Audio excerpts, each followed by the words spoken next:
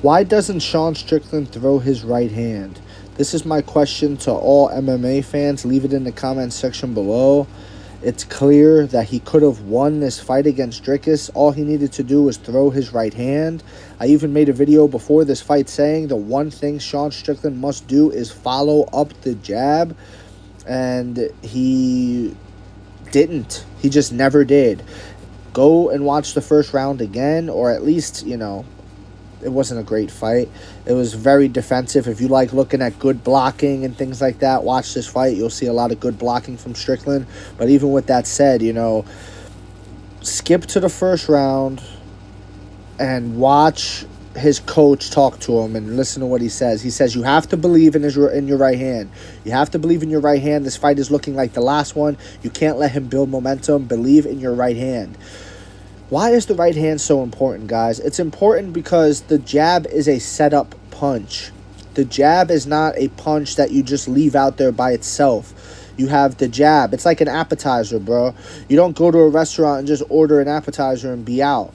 No, you order the appetizer, you get the entree, maybe a dessert if we're feeling crazy, but you don't just get the appetizer, and that's what Sean Strickland gave Dricus. He only gave him the appetizer, but Dricus was still hungry. That's why Dricus never got full, and in this metaphor, being full means getting knocked out.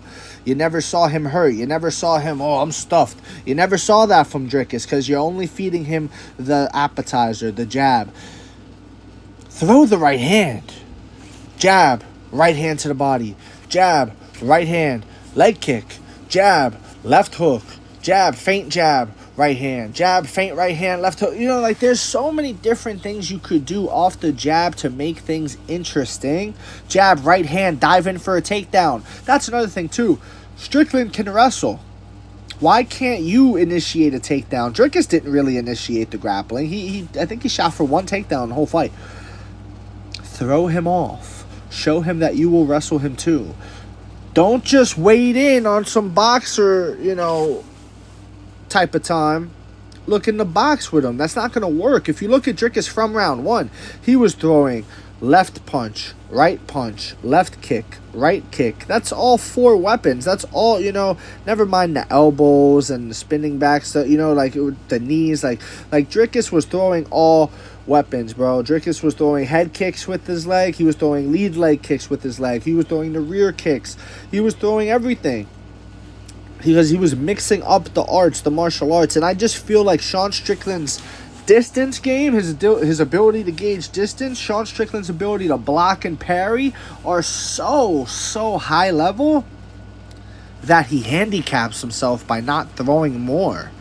Sean Strickland is not a power puncher. He is not. I use George Foreman for this example because I could actually tell you a video to go watch where you see George Foreman parrying punches the same way Sean Strickland does. If you want to see that video, leave it in the comment section below and I'll drop it. But there's technique breakdowns that show you George Foreman blocking punches just like Strickland does. But he has a sledgehammer uppercut that he could use to just drop mother effers. You know what I mean? He's got crazy power in both hands to end a fight at any given punch. Sean Strickland doesn't have that, unfortunately. Sean Strickland has to be a volume puncher. But when a volume puncher doesn't throw in volume, they lose. I mean, come on. And I felt bad for his coach. I felt bad for his head coach because the head coach the whole time was like, come on, man. I see what you do in the gym. Just throw your right hand. Just follow up. Open up. I don't know what the reason is. I don't know why Sean Strickland doesn't throw his right hand. I would like to see him reflect on that. I would like to see him get asked that question. I'd love to hear his answer. Why he thinks he doesn't throw the right hand. Also, when he got hit in the nose, guys, you can't shift your focus, and now it's about the nose. Dricus smelled blood in the water, and he went crazy looking for that finish because he knew Sean was hurt. Sean didn't like the feeling of it, so much so that he tried to set it back in place, as he said in between corners going into the next round, or in between rounds into the corner, whatever. He sets his nose, but it's like, bro, focus on the fight. It's like when George St. Pierre told Greg Jackson, his head coach back in the day, he told him, I think I tear my groin. I think I tear my groin. And Greg said, hit him with your groin, George. Hit him with your groin. Meaning, don't worry about the groin. We're in a fight right now. We're here in a fight for the championship right now, bro. Never mind the groin. Don't worry about it. You saw something similar with Tatiana Suarez just before this fight where her knee opened up. It was a nasty gash. I think she's had knee surgery, and maybe her stitches opened up. It was crazy. But, yeah, her knee opens up. And she's like, it's bad. Tell me how bad it is. Is it bad? Is it bad? Tell me if it's bad. And her coach is like, it's fine. It's fine. Like, we're not discussing the cut. Like, you're good. Like you know what I'm saying? Like, you're good. Like, go out there and focus on smashing Wei Lee. Easier said than done. But that's the overall message. And Sean had that with the nose. Sean was like once he broke his nose, it's like, it's almost like once you... If Sean Strickland doesn't get going first, he almost retreats. And if you could, stand up to Sean Strickland might be a bully, guys. Maybe that's it. Maybe Sean Strickland's a bully. If you cower to Sean Strickland, right? Like, let's say, I'm going to say Sneeko. I'll say it. If you're Sneeko, if you're a streamer and Sean Strickland can walk you down and go crazy on you, he will. But if you're Dricus du Plessis and you don't let Sean, get in that with you, he kind of cowers away. He doesn't keep trying. He cowers away and he tries to survive. And that's got to change. That's got to change. Sean has to understand that just because Alex Pereira knocked him out, doesn't, like, Alex Pereira knocks out everybody. Like, believe in your durability, go forward.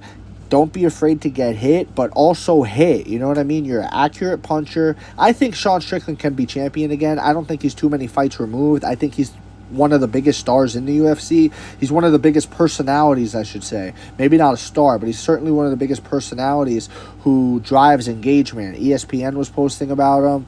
He gets headlines. It's not like Sean Strickland when he posts, nobody pays attention and nobody cares and he gets no engagement. That's not true. If that was the case, I would not be making this video right now. Sean Strickland gets clicks. Sean Strickland drives engagement, and he needs to use that to his benefit, and he needs to really embrace that. And he needs to do interviews, and he needs to talk more shit, and he needs to go out there and capitalize on that and keep his name relevant, because what's going to happen is he's always going to be in the talks for a title shot.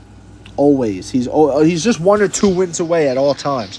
If he wins 2 ranked fights, all of a sudden now we're thinking about him for a title fight again, And listen, they were close fights. Dricus didn't come really anywhere close to finishing Strickland.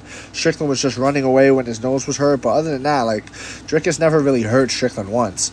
And, it wouldn't be too crazy to see a third fight, even though it's not the best fight. But even if Sean Strickland's winning without the belt, he's still a big fight that the UFC can rely on 100% because of his ability to do media and just be himself and talk crazy and generate headlines. So that's my take on this one, man. Sean Strickland, he's got to throw the right hand more. I know I went into other topics. I just kind of rambled. These longer videos I might start treating as almost like a mini podcast kind of thing. I don't know, where I just sort of empty out all my thoughts on the subject. But yeah, more videos to come, shorter videos, more consumables. But yeah, let me know what y'all think in the comment section below, whether you agree with me, disagree with me. It does not matter. Leave a like if you enjoyed the time spent. Follow for more. And also, let me know if you made it this far in the video.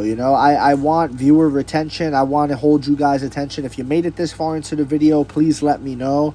And that would mean a lot to me. Thank you.